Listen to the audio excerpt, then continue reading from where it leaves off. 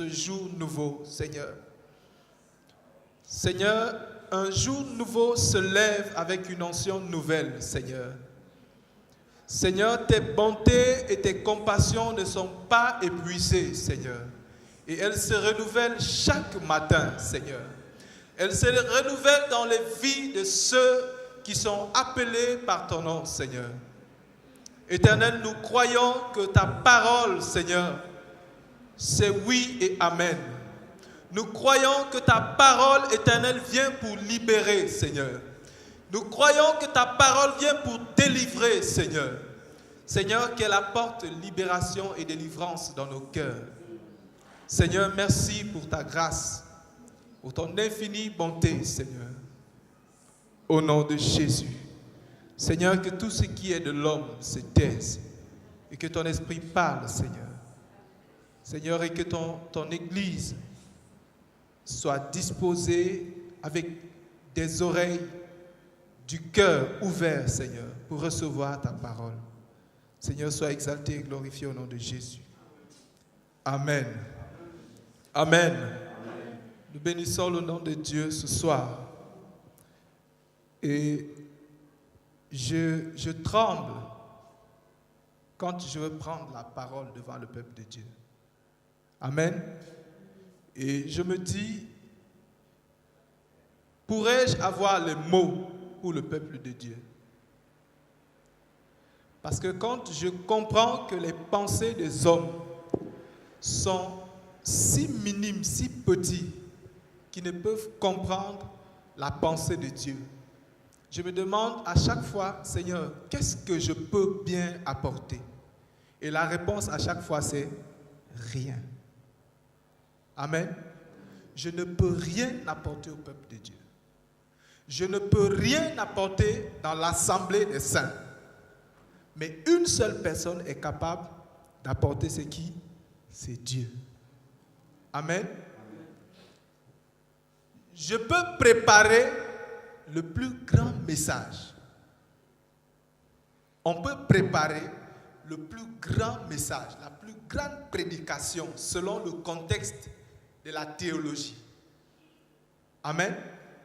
Mais quand cette prédication-là n'est pas accompagnée de l'Esprit de Dieu, comme le serviteur de Dieu a dit tout à l'heure, c'est une prédication qui va destiner les gens à l'enfer. Amen. C'est une prédication qui va conduire les gens à la perdition. Amen. Vous savez, aujourd'hui, les hommes sont à la recherche des grands sermons. Des sermons qui font bouger le corps. Des prédications que quand on écoute, on sort, on est scellé. Les hommes sont à la recherche des messages. Quand ça sort, on dit « Waouh! Quelle éloquence! Quelle manière de parler!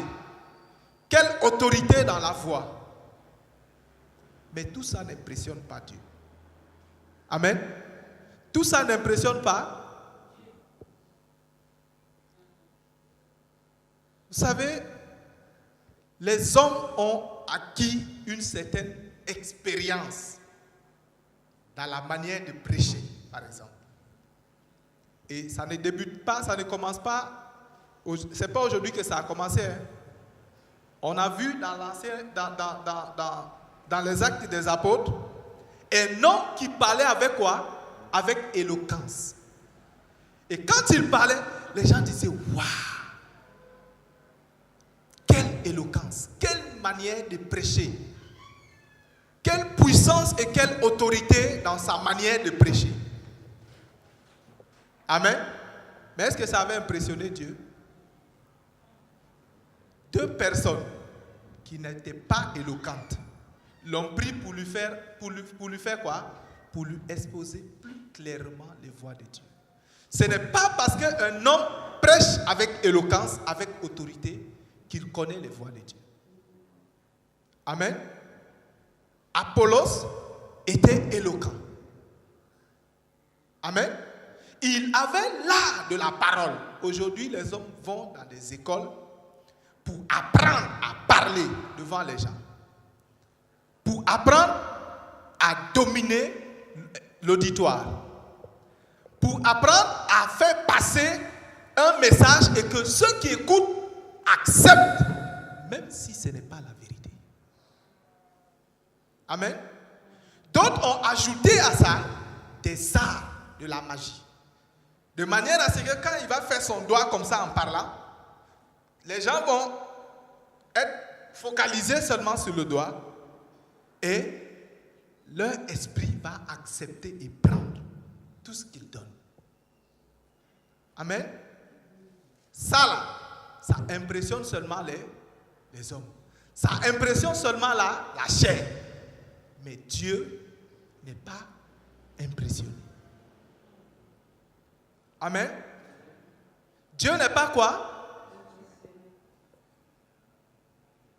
Aujourd'hui, quand on voit la quantité de prédicateurs qui sont sur la terre, on ne se pose pas la question de savoir, mais Christ, qu'est-ce que tu disais quand tu parlais de trouverai-je encore la foi sur la terre quand je viendrai? Ah, mais ça c'est déjà dépassé. Hein? N'est-ce pas que c'est selon le contexte actuel, la parole de Christ là est dépassée?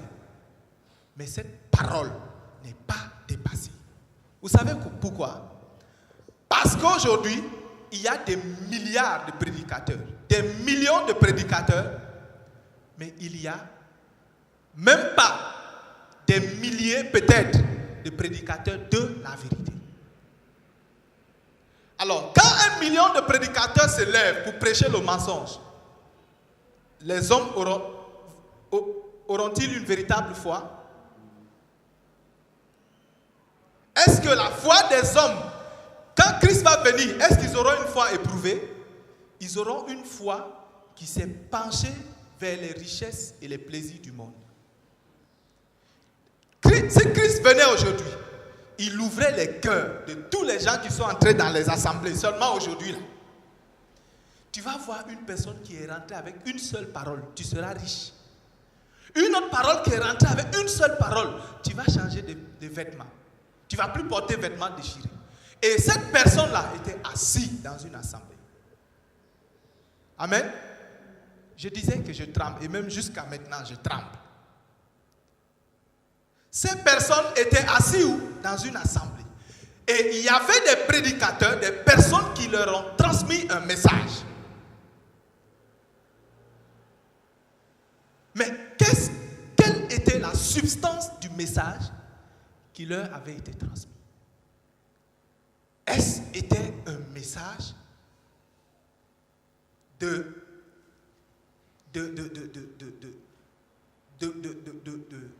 comment je peux appeler ça? De salut ou un message qui est venu pour apporter la réjouissance à la chair? Est-ce que c'était un message de délivrance ou un message pour vous emprisonner dans les liens du pasteur pour qu'il fasse de vous ce qu'il veut? Tout ça n'impressionne pas. Beaucoup de personnes aujourd'hui sont rentrées à la maison très contents. Mais si tu vérifies dans les cœurs, tu viens, tu demandes à l'autre, quel était le fond du message? Il va te dire, je ne sais même plus où. Mais je sais seulement qu'on m'a dit que j'aurais une promotion. Une promotion où? Sur la terre. Une promotion où? Là où la mort va venir faire passer la promotion après une semaine. Une promotion où? Là où la tête et la rouille dévorent. On est rempli de paroles enthousiastes. Et quand on vient, on bombarde ça. Bah, les gens disent, hey! Aujourd'hui là, j'ai reçu pour moi. On se lève, on vient, on salue. Hey, papa, merci. Tu m'as donné quelque chose aujourd'hui. Est-ce que ce message était un message de vie ou un message de mort? Amen. On a lu dans Luc que quand Jean-Baptiste va venir, il va faire quoi? Il va préparer le chemin du Seigneur. qui à son tour va venir pour faire quoi? Pour éclairer ceux qui étaient dans les ténèbres.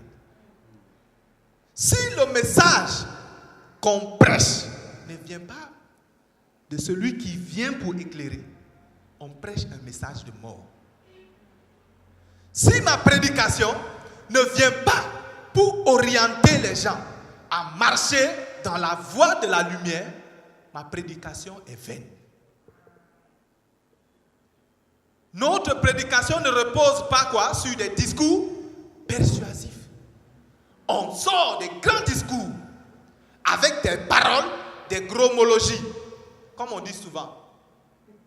Parce que quoi? On veut impressionner. Et je suis entré une fois dans une assemblée, mais là, ce que le pasteur prêchait, et je vais vous dire, une assemblée qui se trouvait dans un quartier qu'on appelle Village à Douala. Et à Village, on sait que là-bas, il n'y a que des gens du peuple, les gens modestes, des personnes qui, pour la plupart, n'ont pas été à l'école. Certains sont des débrouillards, des commerçants, je ne sais pas comment je ne sais pas encore, mais des personnes, des pousseurs, des personnes avec un niveau de vie très bas. Et le pasteur a porté sa grande veste. Et il est venu, sa jolie veste à 200 000, ses souliers à 150 000. Et il est venu, il a prêché un message que moi-même, qui suis allé à l'école un peu là, je n'ai rien compris. Pourquoi? Son message était rempli de gros mots, des mots français, du dictionnaire. Les mots que quand on écoute, on dit « Ah, l'homme là, il est instruit ». À la fin, moi-même, je n'y ai rien compris. Si moi, qui peux comprendre un peu mieux le français, je ne comprends rien, combien, à plus forte raison, cette femme-là, qui est au marché, qui n'a pas fait cours moyen 2, qui n'est même pas allée au collège, qui n'est pas allée au lycée, combien, à plus forte raison pour elle? Et à la fin, on vient, oh, mais tes mots étaient... Tu avais des mots, hein? Des discours persuasifs. On prêche pour impressionner. On ne prêche pas pour conduire les gens à la vie. Mais on prêche pour que les gens nous voient comme le meilleur prédicateur. Et aujourd'hui, il y a classification des prédicateurs. Oh, le plus grand prédicateur francophone de l'Afrique francophone. Hey, le plus grand prédicateur anglophone de l'année. On a lu ça où dans la Bible? Où est-ce que les apôtres se sont réunis? On a dit qui est le meilleur prédicateur parmi nous tous? Qui est celui qui emploie les termes techniques? Et dans les messages, dans la prédication, on emploie des termes techniques. Pourquoi? Pour montrer que moi, mon niveau là, ce n'est pas ici. Amen. Et nous allons lire la parole parce que on n'est pas là pour parler de... Amen. On est là pour parler de Christ. Amen. Donc, dans le passage de Luc 1 qu'on a lu tout à l'heure, il y a deux versets qui ont attiré mon attention. Les versets 78 et 79, si on peut les lire.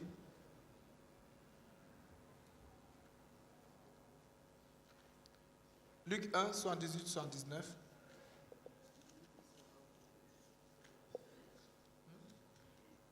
D'accord, je vais lire, amen, pour que ça rentre dans l'enregistrement. Au verset 78, il dit « Grâce aux entrailles de la miséricorde de notre Dieu, en vertu de laquelle le soleil levant nous a fait comment? Nous a visités. Pour éclairer ceux qui étaient dans les ténèbres et dans l'ombre de la mort, pour diriger nos pas dans le chemin de la paix. » Amen. Quand il nous a visités pour faire deux choses. La première fois, Il nous a visités parce que nous étions où? Dans les ténèbres. On avait parlé ici de l'histoire de Pierre, qui était dans la prison dans Actes des Apôtres, et qui a reçu la visitation de l'ange de Dieu. Amen. Et qui a reçu la visitation de la lumière. J'avais le passage de Ésaïe 9, 2, que le pasteur Valérie a déjà lu. Mais, quand on lit ce passage, on comprend que le peuple de Dieu était, que les hommes étaient où? Étaient dans les ténèbres.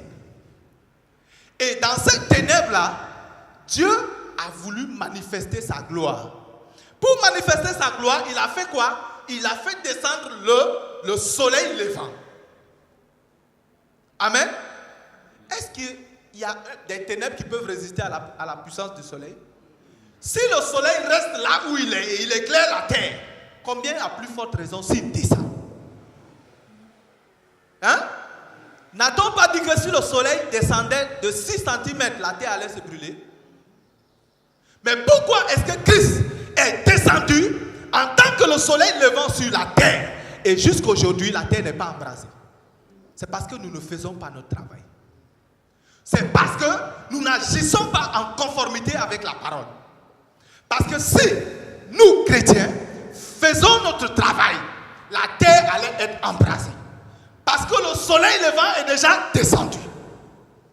Amen. Le soleil là qui nous éclaire aujourd'hui, on dit que s'il bouge de, je ne sais pas, 6 cm, la terre est brûlée. Amen. Et Christ, qui est le soleil levant, est venu avec sa chaleur, avec sa lumière. Et aujourd'hui, les gens continuent à demeurer dans les ténèbres. Hein?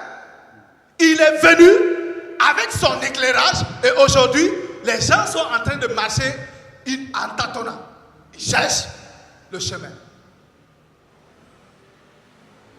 Le moment où la Bible dit que la parole était une lampe à nos pieds, aujourd'hui, elle n'est plus la lampe à nos pieds parce que le chemin est clair. Amen. La lampe au pied nous permettait d'avancer tout doucement sur le sentier en cherchant. Mais aujourd'hui, il est venu et il est sur le poisson. Il éclaire. Et quand nous sommes à sa lumière, nous pouvons voir clairement et distinctement.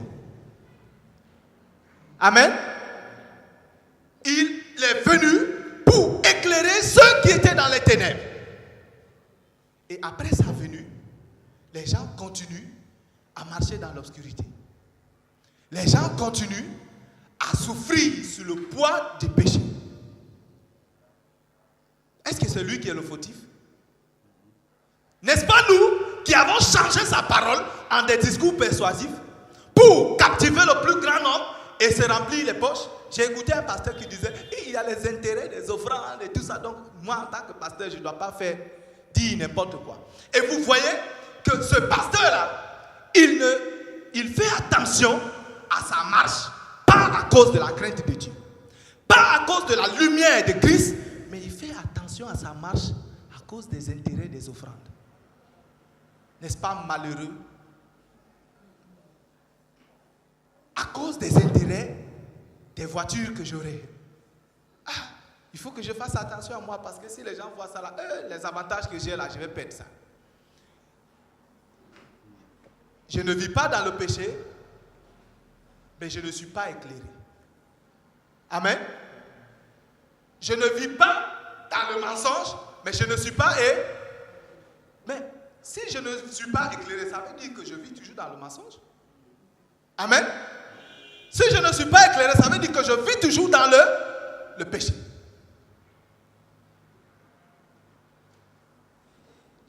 On va voir ça ici. On va voir que ce n'est pas parce que je ne fais pas telle ou telle autre chose que je vais dire que non, j'ai déjà tiré mon épingle du jeu.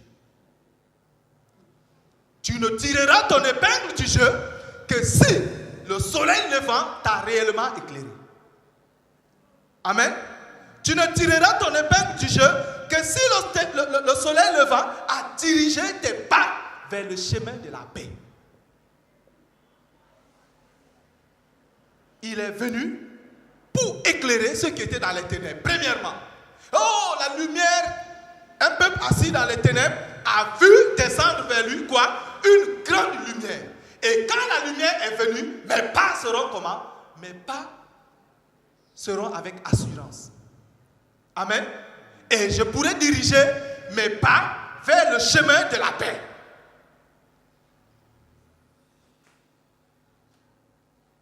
Amen.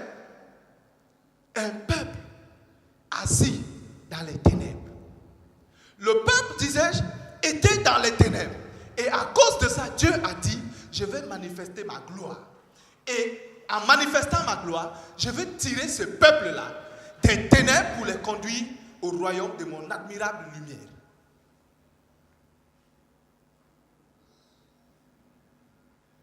On a l'habitude de dire, il nous a tirés de la boue pour nous faire asseoir à table avec.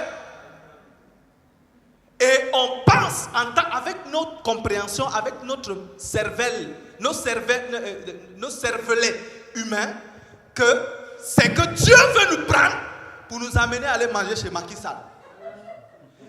Hein? C'est que Dieu veut nous prendre pour nous amener vivre dans les maisons des ministres. Non, je suis devenu, il m'a tiré de la boue pour me faire asseoir avec les grands. Ça veut dire qu'à partir de maintenant, je deal seulement avec les DG. Je deal seulement avec les ministres. Nos cervelets humains. Amen. Qu'est-ce que Christ a dit de Jean-Baptiste?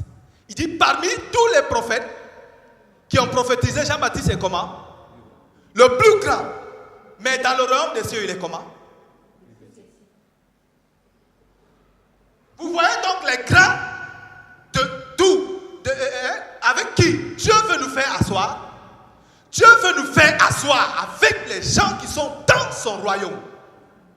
Et dans son royaume, il n'y a pas de petits. Il n'y a que les grands.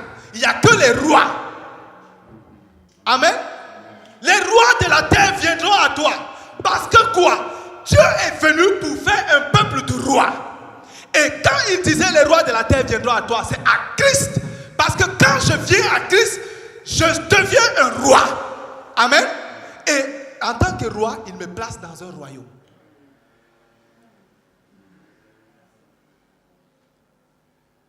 Il m'a tiré de la boue, pas pour que demain je commence à marcher avec Macky Sall. Je m'en fous de marcher ou de ne pas marcher avec Macky Sall. Mais je me réjouis d'une chose. Si mon nom est écrit dans le livre de la vie pour me donner accès dans le royaume de Dieu. Amen. Vous savez, nous devons beaucoup prier, Église. Parce que la Bible dit que le diable est venu vers vous armé d'une quoi? D'une grande colère. Et à chaque fois que tu voudras, en tant qu'enfant de Dieu, marcher dans la lumière, marcher vers le chemin de la paix, il va déployer sa colère contre toi. Et quand il déploie sa colère, la seule chose que Christ nous demande, c'est de faire quoi? De lui résister. Et quand tu vas lui résister, il va prendre la clé des champs. Amen.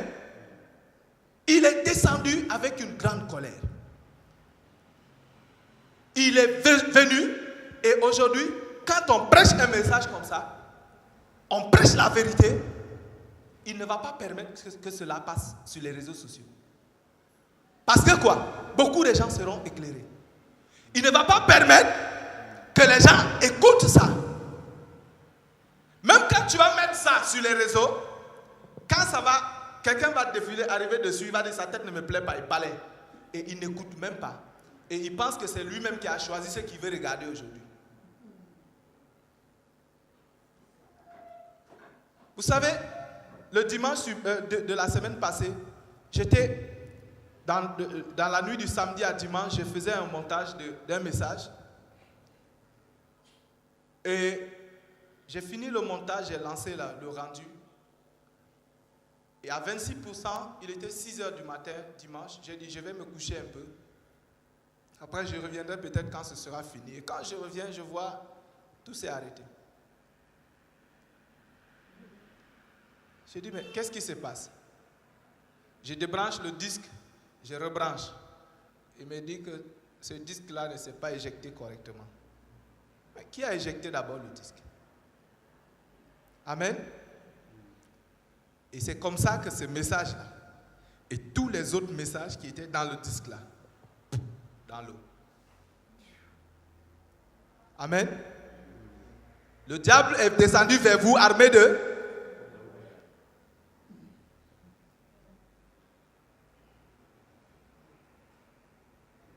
J'ai tout fait. Le disque a refusé de fonctionner. J'ai tout fait. D'habitude, quand les gens ont des problèmes comme ça, ils courent à moi et je trouve des solutions. Mais moi-même, quand j'ai eu ce problème-là, j'ai cherché une solution fatiguée. Amen. Nous devons prier.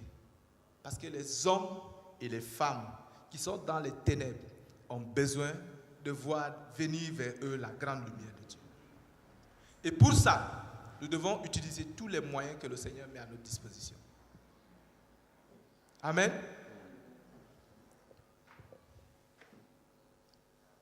Il dit pour éclairer ceux qui sont assis dans les ténèbres et dans l'ombre de la mort. Vous dirigez leurs pas dans le chemin de la paix. Je veux que nous lisions Ézéchiel, chapitre 9, les versets 2 à 6. Ézéchiel 9, 2 à 6. Ézéchiel.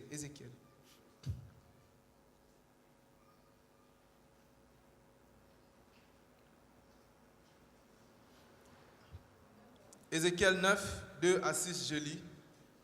Il dit, et voici, 6 hommes arrivèrent par le chemin de la porte supérieure du côté du septentrion, chacun son instrument de destruction à la main. Il y avait au milieu d'eux un homme vêtu de lin et portant un écritoire à la ceinture. Ils vinrent et se placèrent près de l'autel d'airain. La gloire de l'Éternel, du Dieu d'Israël, s'éleva du chérubin sur laquelle elle était et se dirigea vers le seuil de la maison. Et il appela l'homme vêtu de lin et portant un écritoire à la ceinture.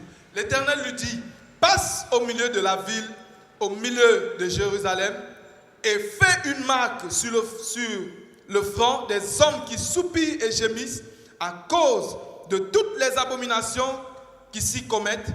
Et à mes oreilles, il dit aux autres, passez après lui dans la ville et frappez. Que votre œil soit sans pitié et n'ayez point de miséricorde. Tuez et détruisez les vieillards, les jeunes hommes, les vierges, les enfants et les femmes. Mais n'approchez pas de quiconque aura sur lui la marque et commencez par mon sanctuaire. Et il commençait par les anciens qui étaient devant la maison. Amen. Il y avait des personnes, 6 hommes que Dieu a appelés et qui avaient à leurs mains des instruments de destruction. Vous savez, le monde est dans les ténèbres et est destiné à la destruction. Mais Dieu a envoyé un homme qui était vêtu de lin et qui portait quoi? Un écritoire à la ceinture. Il a envoyé cet homme en lui donnant une mission. Amen. On a parlé dans Luc de la grande lumière qui est venue pour faire quoi? Pour éclairer. Et quand la lumière là est venue, elle est venue avec une mission. C'était de marquer les personnes qui soupirent. Amen. Dieu envoie d'abord, avant les destructeurs, il envoie celui qui vient pour sélectionner. Amen. Et il ne vient pas sélectionner les personnes qu'il dit non, la tête de celui-ci me plaît, la tête de l'autre ne me plaît pas. Mais il vient pour sélectionner et marquer les personnes qui soupirent. Amen. Les personnes qui font quoi? Qui soupirent. Pas les personnes que sa tête me plaît, non, il est trop beau, ou bien il a trop de longs cheveux, je vais l'épargner. quand Saül, Dieu lui a dit, va et détruis ce peuple, il est arrivé, avec ses yeux humains, il a regardé, oh, celle-là est belle, on ne peut pas la tuer. Ne la tuez pas, mettez-la à côté.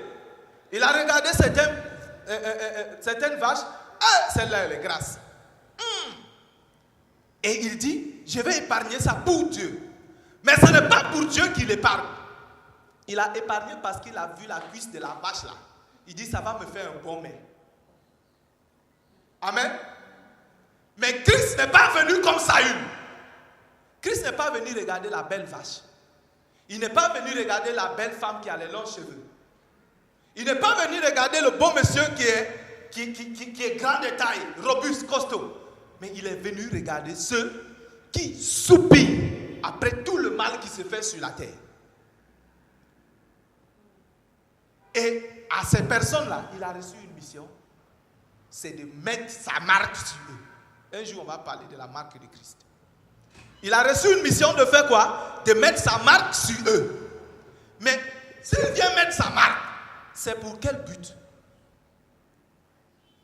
Il met sa marque pour que quand on les regarde, on dit ceux-là sont spéciaux, ils ont reçu la marque.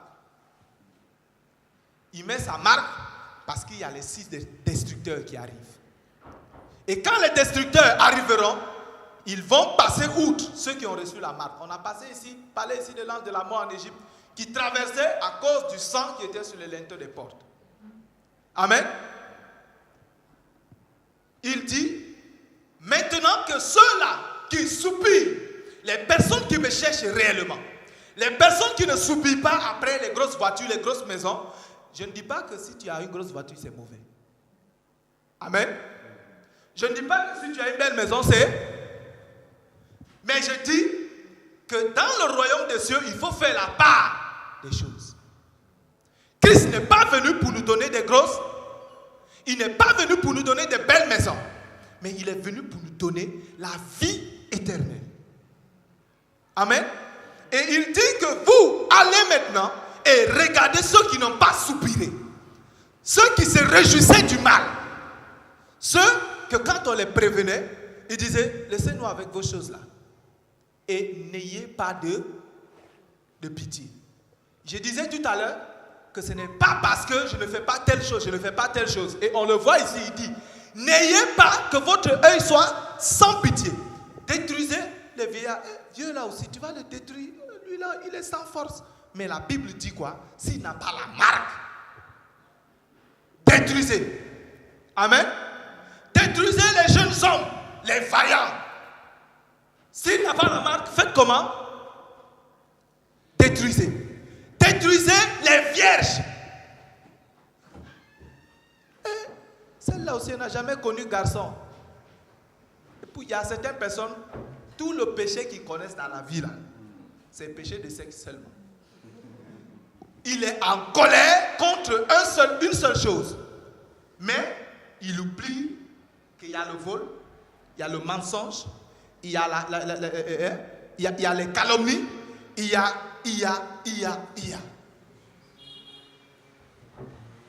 Détruisez les vierges. Ce n'est pas parce que tu es vierge. Si tu es vierge, cherche une chose, la marque. Amen. Détruisez les enfants. Petits enfants là aussi, on va les détruire. Ne dit-on pas que les anges sont devant le Seigneur? Pourquoi on va détruire les enfants? Il y a un héritage que chaque personne qui naît sur la terre vient avec. C'est l'héritage de quoi? Du péché. La Bible dit, instruis l'enfant selon la voie qu'il doit suivre. Quand tu as un enfant, il faut dédier cet enfant-là à Dieu. Et il faut prier pour cet enfant. Tu ne sais pas le jour que Dieu va prendre l'enfant là? Et ne lit-on pas ici qu'il faut détruire même les enfants?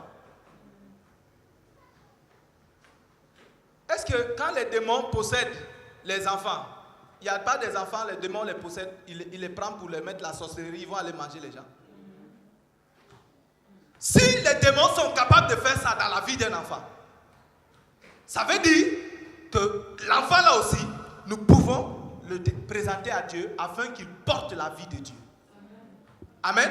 Et si tu as présenté ton enfant à Dieu et qu'il a porté la vie de Dieu, que la marque de Christ est sur lui, aucun démon ne va entrer dans sa vie. Amen. Quand Marie et Joseph, quand Marie a accouché, qu'est-ce qu'ils ont fait avec Jésus? Ils ont pris Jésus pour l'amener au temple afin de le présenter à l'Éternel. Aujourd'hui, les chrétiens là, c'est leur vie seulement qui sont présentés à l'Éternel, mais leurs enfants, ils font ce qu'ils veulent. Amen. Vous arrivez dans la maison d'un chrétien, vous vous demandez, mais celui-là, et ses enfants alors? Ce sont ces enfants qui sortent à l'heure qu'ils veulent, qui reviennent quand ils veulent. Ce sont ces enfants qui mettent, je ne sais pas, Céline Dion, et puis le volume est en haut, boum, boum, boum, boum, boum, boum, boum, boum. Qui vont mettre, je ne sais pas comment on appelle encore l'ivoirien là, hein? Bra, ça, bra. Bracata, bracata, bracata, bracata, bracata. Hein? Les enfants là tombent avec ça.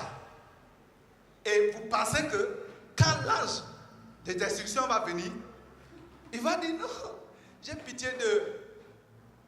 Amen. Ils n'ont pas été présentés à l'Éternel. Ils n'ont pas reçu la marque de Christ. Ils sont destinés à la perdition, à la destruction. Chrétiens, présentons nos enfants à l'Éternel. Prions pour nos enfants. Instruisons-les dans les voies de Dieu.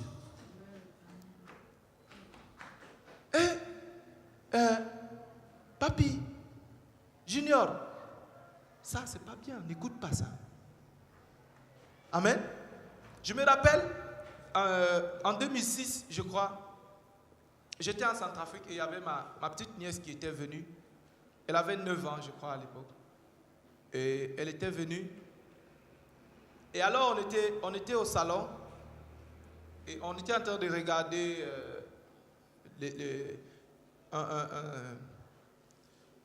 un théâtre.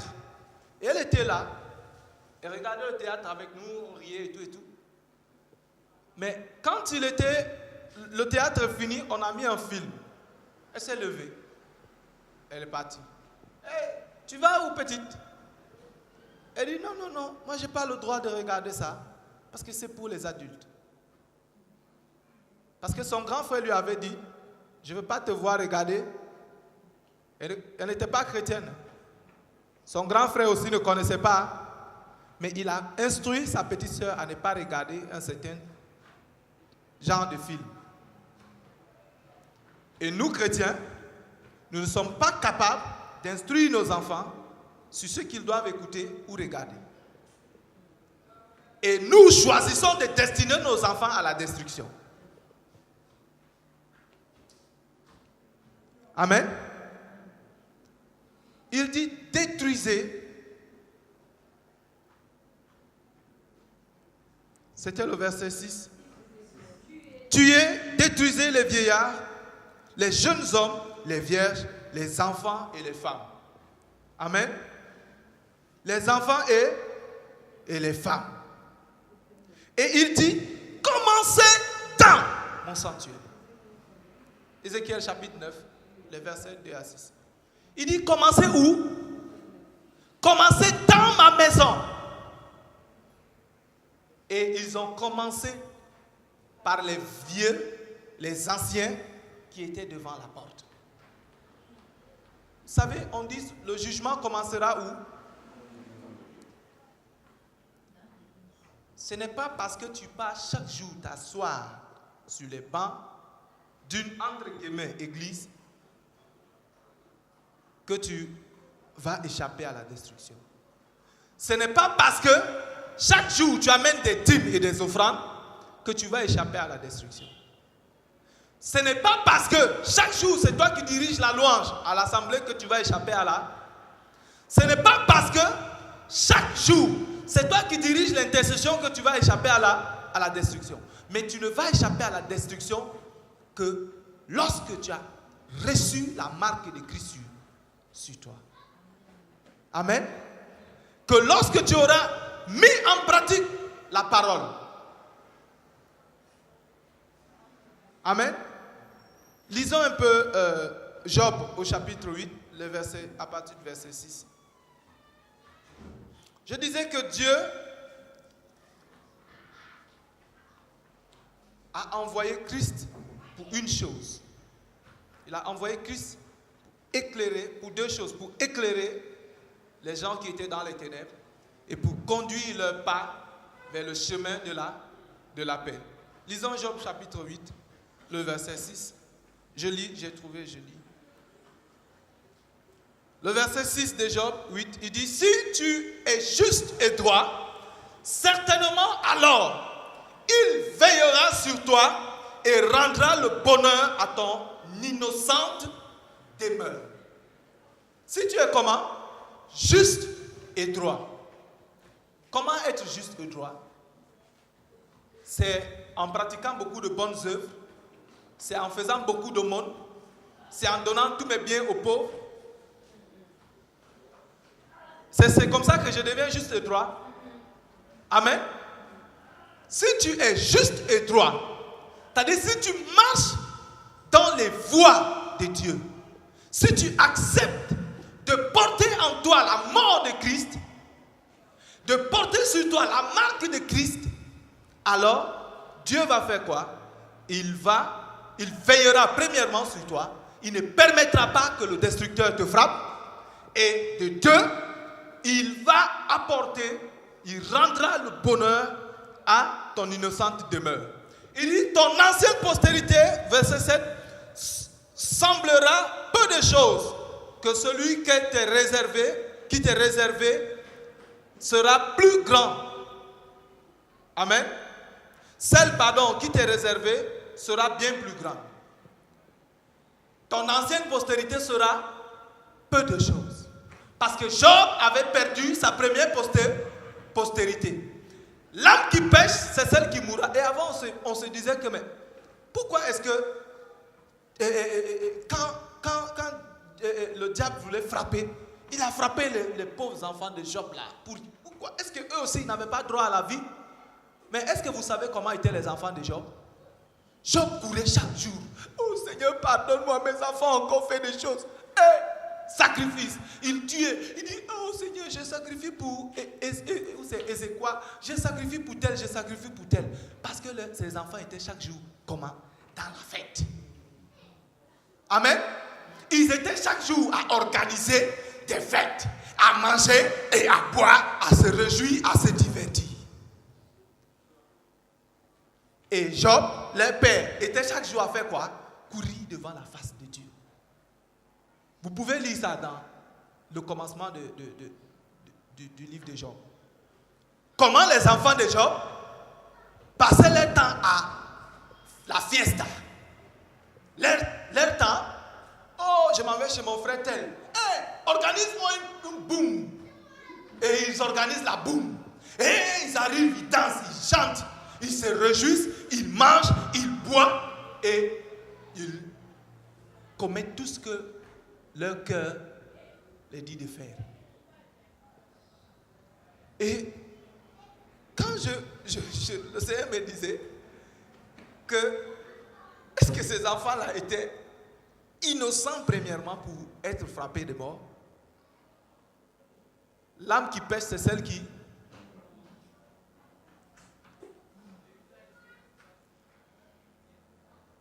Et il dit que ta postérité ancienne là, ceux qui sont morts pour leur péché là, te sembleront peu de choses. Amen.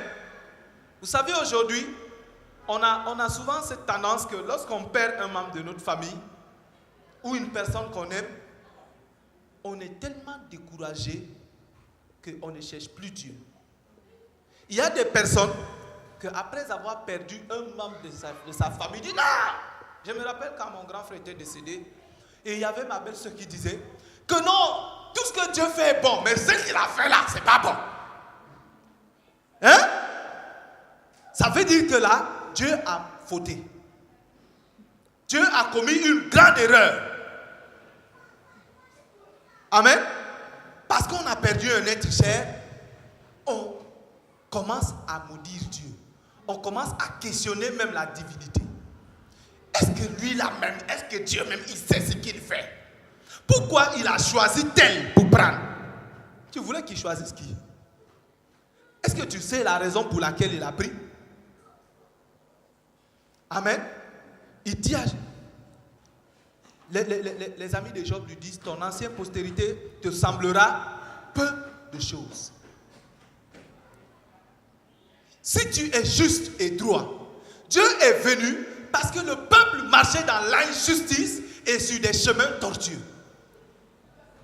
Il a envoyé le soleil levant parce que les hommes sur la terre étaient emportés, ils n'en faisaient qu'à leur tête.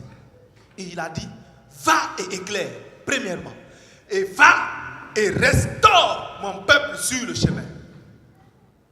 Remets mes enfants sur le chemin.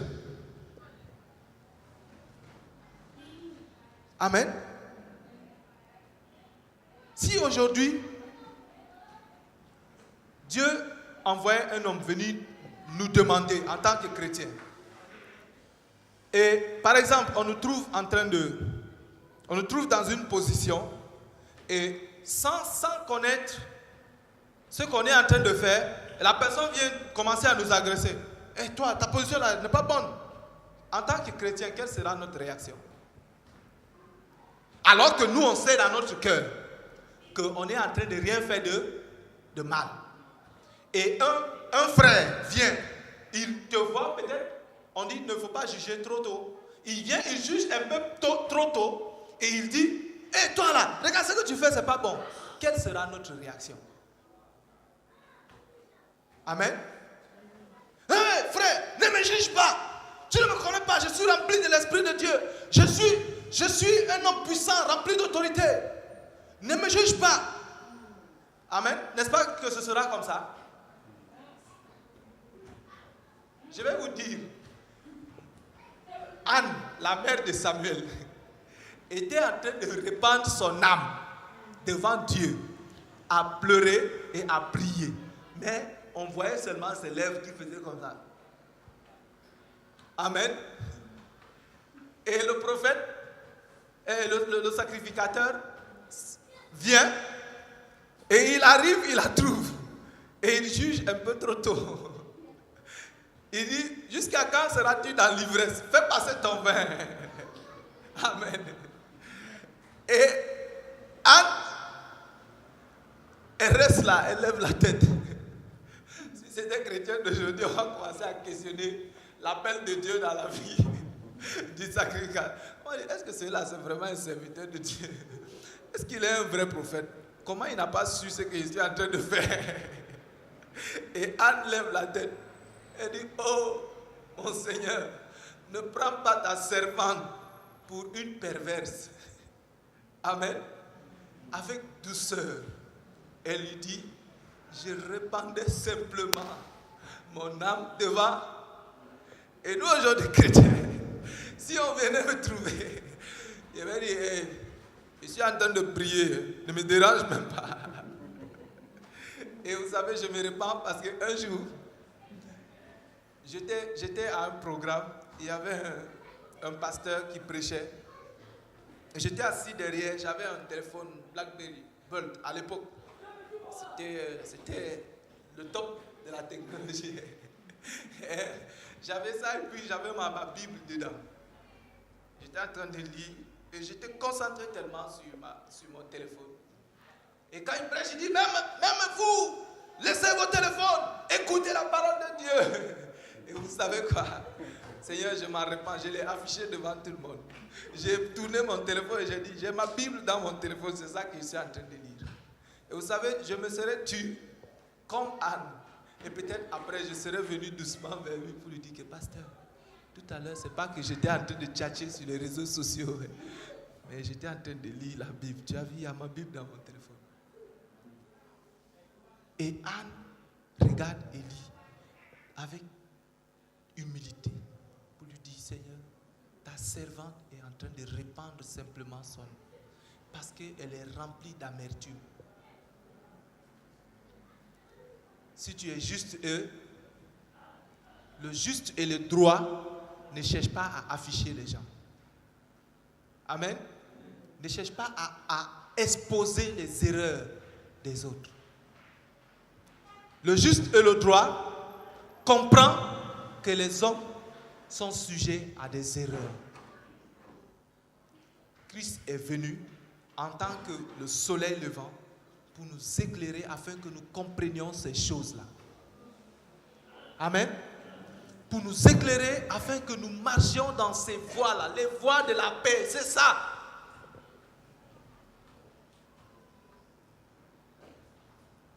Et nous aussi, qui avons peut-être l'habitude de prêcher, on pense qu'on a le monopole de tout. Je prends encore toujours ce même cas de Anne. Lorsqu'elle parle comme ça au sacrificateur Élie, c'est Élie, non? Élie ne la regarde pas pour dire tu mens. Tu veux mentir au serviteur de Dieu? Mais Élie lui dit quoi?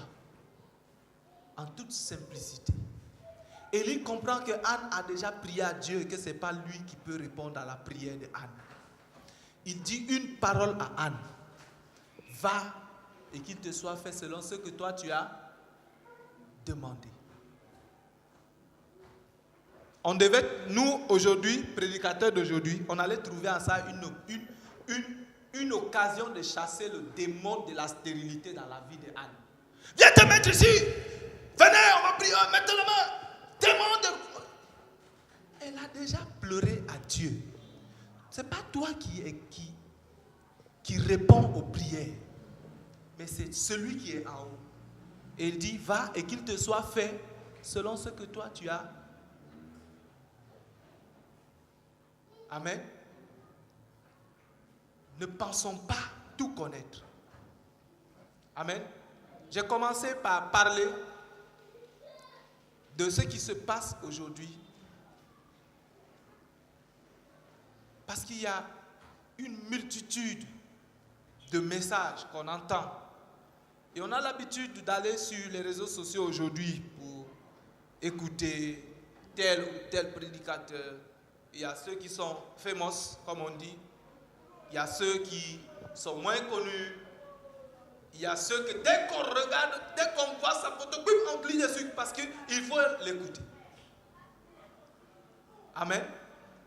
Mais nous devons comprendre une chose.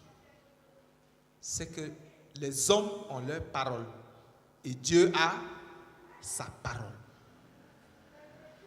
Les paroles des hommes viennent pour nous éblouir, nous faire bouger dans la chair.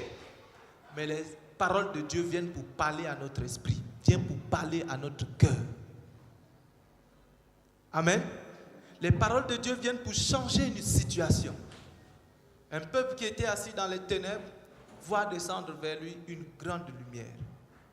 Les paroles de Dieu viennent nous faire passer des ténèbres à la lumière. Les paroles de Dieu viennent nous passer d'un royaume de perdition, de destruction, au royaume de la vie. Amen. Nous avons l'habitude de parler. Et nous avons l'habitude de nous plaindre même. Non, tel a dit quelque chose que je n'aime pas. Ou tel autre m'a indexé lorsqu'il parlait. Mais quand une parole vient de Dieu, elle vient pour t'indexer, mais pour que tu fasses quoi? Pour que tu changes de vie. Amen. Pour que tu comprennes les voies de Dieu et que tu y marches.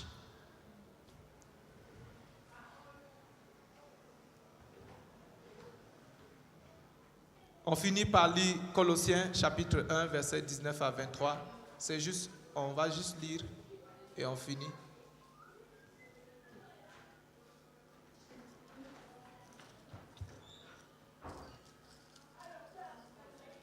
Colossiens chapitre 1, verset 19 à 23. Il dit, car Dieu a voulu que toute plénitude habitât en Christ.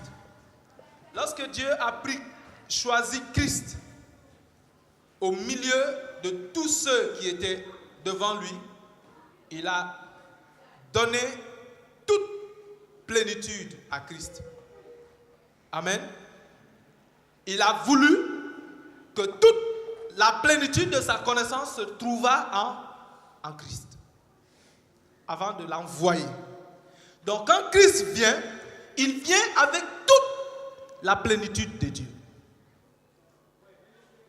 Il a voulu que toute plénitude habitât en lui et il a voulu par lui réconcilier tout avec lui, avec lui-même, tant ce qui est sur la terre que ce qui est dans les cieux, en faisant la paix par lui, par le sang de sa croix. Quand la lumière est venue, elle est venue pour réconcilier. Il dit, Dieu nous visite pour faire quoi? Pour nous éclairer et pour nous délivrer. Amen. Dieu nous visite pour nous éclairer et pour nous délivrer. Amen. Il a voulu par lui réconcilier tout avec lui-même. Dieu voulait réconcilier tout sur la terre. Il n'a pas dit seulement les hommes. Il a voulu réconcilier toute la création avec lui par Christ.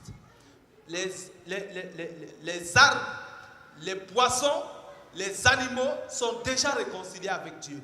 Mais les hommes ne peuvent même pas se réconcilier avec Dieu. Amen.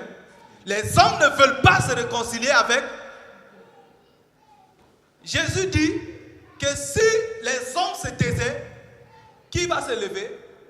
Les pierres. Ça veut dire que les pierres là écoutent la voix de Dieu et sont réconciliées avec Dieu. Mais nous qui sommes hommes, qui valons mieux que les pierres, nous ne voulons pas nous réconcilier avec Dieu. Nous qui sommes hommes, qui valons mieux que les animaux des forêts, nous ne voulons pas marcher sur les voies de Dieu. Amen. Au verset 21, il dit, et vous qui avez entendu, qui autrefois, étrangers, qui étiez autrefois étrangers et ennemis par vos péchés et par vos mauvaises œuvres, il vous a maintenant réconciliés par sa mort dans le corps de sa chair. Amen. Nous étions autrefois étrangers. Amen. Nous étions autrefois dans les ténèbres. Il est venu pour nous ramener à la lumière. Et il l'a fait au moyen de la mort. Si nous profanons la mort de Christ, quel sera notre avenir? Si nous venons, au lieu de considérer l'œuvre de Christ à la croix et de conduire les hommes à comprendre et à marcher dans les voies de Dieu, nous venons les conduire dans nos voies, quelle sera notre destinée? Amen. Un frère est venu vers toi pour une solution et toi, tu le mets encore dans un trou plus grand. Tu creuses comme une grande fosse et tu le places dedans. Alors qu'il est sorti de son petit trou pour venir, tu creuses une grande fosse, tu le mets dedans. Et tu le maintiens là-bas parce que chaque jour, il faut que tu viennes contrôler pour voir s'il est là. Amen. Tire-le dans son petit trou et mets-le sur la voie. Marche ensemble avec lui. Sois son gardien, comme lui aussi est ton. Amen. Il dit pour vous faire paraître devant lui saint et irrépréhensible et sans reproche. Si du moins vous demeurez fondés et inébranlables dans la foi, sans vous détourner de l'espérance de l'évangile que vous avez entendu et qui a été prêché à toute créature. Il a dit à toute créature sous le ciel et dont moi, Paul, j'ai été fait ministre. Amen. Christ est venu pas réconcilier seulement les hommes. Parce que toute la terre était dans les ténèbres. Il est venu réconcilier les hommes et toute créature sur la terre. Amen. Toute créature sur la terre. Si Dieu nous confie, nous donne une tâche, nous devons rechercher en Dieu la capacité d'accomplir notre tâche avec fidélité. Amen. Pas parce que nous avons appris à diriger, pas parce que nous avons appris à parler ou bien à enseigner, mais parce que nous sommes remplis d'une seule chose, du Saint-Esprit. Amen. Nous voulons prier et nous voulons demander à Dieu de nous donner de comprendre ses voies et d'y marcher. Dans Luc, il dit qu'il est venu pour éclairer et pour conduire les pas vers le chemin de la paix. Si nous comprenons les voies de Dieu, nous devons aussi nous exercer à marcher sur ces voies-là. Seigneur, nous élevons nos voix vers toi et nous te prions, toi qui es l'Amen. Seigneur, nous voulons, Éternel, comprendre tes voies, Seigneur, pas avec notre intellect humain, pas avec nos pensées humaines, Seigneur, pas avec notre intelligence humaine, Seigneur, mais avec ton intelligence, Seigneur. Éternel, qui sommes-nous, Seigneur, pour nous présenter devant toi, Seigneur? Éternel, nous savons une chose, Seigneur, c'est que le jugement commencera dans ton sanctuaire, Père. Éternel, nous ne voulons pas être dans ton sanctuaire et être frappés au moment de la destruction, Seigneur. Mais nous voulons connaître tes voies et y marcher, Seigneur, afin d'être épargnés lorsque ta colère descendra sur la terre. Seigneur, nous ne sommes pas meilleurs que les autres. Nous n'avons pas plus de connaissances que les autres, Seigneur. Mais tu fais grâce à qui tu veux, Père. Éternel, donne-nous de porter en nous les marques de la mort de Christ, Seigneur. Et que la vie de Christ se manifeste en nous, Seigneur, avec puissance et autorité, Seigneur. Père, nous croyons que nous sommes des hommes, Seigneur. Et en tant que des hommes, il nous arrive de tomber dans des erreurs. Seigneur, mais nous prions, Seigneur, afin que ta main nous tire, Seigneur, et nous établisse sur tes voies. Seigneur, merci pour ta grâce et pour ces jours nouveaux, Seigneur, que tu fais. Et nous ne voulons pas écouter ta parole et demeurer les mêmes, Seigneur. Moi, le premier, Seigneur. Seigneur, mais nous voulons marcher, Seigneur, en conformité avec cette parole. Éternel Dieu, beaucoup invoquent ton nom, Seigneur. Mais très peu sont ceux qui te servent. Très peu sont ceux qui écoutent ta voix. Seigneur, donne-nous de faire partie de ceux qui écoutent ta voix, Seigneur. Donne-nous de faire partie de ceux qui obéissent en tes commandements, Seigneur. Seigneur, sois glorifié, exalté, Seigneur. Sois élevé, Père, pour ta grande miséricorde, Seigneur, que tu as déployée en faisant descendre vers nous le soleil levant. Seigneur, merci pour ta grande lumière que tu as fait venir vers nous, Seigneur, afin de nous éclairer, Père. Merci, Éternel, de ce que tu prends des vases vides, Éternel, pour donner à boire de la source de vie, Seigneur. Seigneur, merci pour ta grâce. Au nom de Jésus. Amen.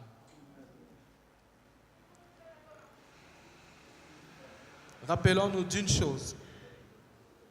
Dieu a voulu que toute plénitude habitât en Christ. Amen. Dieu a voulu que sa lumière luise sur le visage de Christ. Amen.